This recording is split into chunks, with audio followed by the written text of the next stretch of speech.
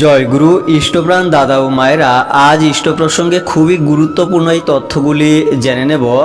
সৎসঙ্গ প্রতিষ্ঠান যে রেজিস্টার্ড করা হয়েছিল, তখন কিভাবে রেজিস্টার্ড হয়েছে এবং সেই প্রথম কমিটিতে কে কে ছিলেন, কে কে সদস্য ছিলেন, কে সভাপতি ছিলেন, সহসভাপতি, সম্পাদক, বিস্তারিত জেনে নেব এই ভিডিওতে। তথ্যগুলি খুবই গুরুত্বপূর্ণ, সকলের জানা অবশ্যই প্রয়োজন।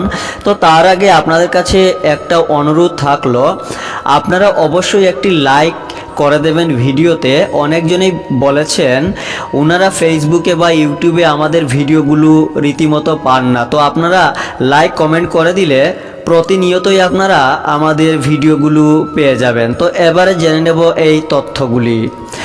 1925 সনের পূর্ব থেকেই সৎসঙ্গ প্রতিষ্ঠান গড়ে উঠেছে এবং তখন থেকেই সৎসঙ্গকে রেজিস্টার্ড সোসাইটি করা হবে কিনা এ বিষয়ে আলোচনা চলছিল।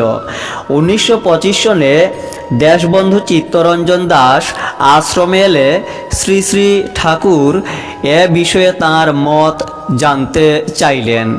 দেশবন্ধু চিত্তরঞ্জন দাস বললেন, সোসাইটি অ্যাক্ট হিসাবে সৎসঙ্গকে রেজিস্ট্রি করাই ভালো মনে হয়।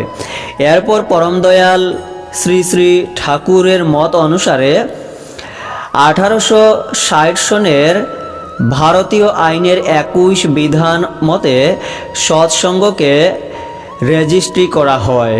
তখন সৎসঙ্গ প্রতিষ্ঠান পরিষদের জন্য স্বয়ং পরমদয়াল শ্রী শ্রী ঠাকুর এই সভ্যদের মনোনীত করেন। ওনারা হলেন সভাপতি শ্রীযুক্তা শ্রী শ্রী ঠাকুরের জননী মনমোহিনী দেবী, সহসভাপতি শ্রী অনন্তনাথ রায়, সম্পাদক শ্রী সুশীল চন্দ্র বসু, সহসম্পাদক শ্রী ব্রজগোপাল দত্ত রায়। সভ্যগণ শ্রী কৃষ্ণপ্রসন্ন ভট্টাচার্য, শ্রী প্রভাষচন্দ্র চক্রবর্তী, শ্রী অবিনাশ অধিকারী, শ্রী কিশোরীমোহন দাস, ডক্টর যতীন রায়। পরে অবশ্য অনেকবার পরিবর্তন হয়েছে, একথা বলাই বাহুল্য।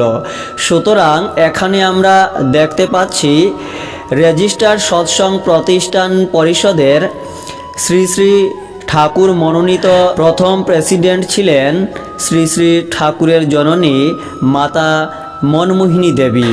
শ্রী শ্রী ঠাকুরের এই মনোনয়ন একান্তভাবেই সার্থক। ইহা জননী দেবীর প্রতিষ্ঠান পরিচালনার ও বাস্তব কর্মদক্ষতার এক বিশেষ নিদর্শন।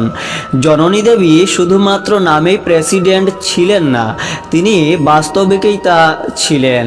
একবার জননী দেবীকে সভাপতির বা সভানেত্রীর আসনে বসিয়ে আশ্রমে এক মিটিং হয়েছিল। সেখানে বড় বড় ভক্ত কর্মীগণ বক্তৃতা করেছিলেন। সবশেষে জননী মনমোহিনী দেবী সভাপতির ভাষণে বলেছিলেন, আমি যদি ইংরেজিতে বলতে পারতাম তবে ইংল্যান্ড আমেরিকা গিয়ে অনুকূলের কথা বলে আসতাম। এই ছিলেন মহামহিয়সী মাতা মনমোহিনী দেবী। জয়।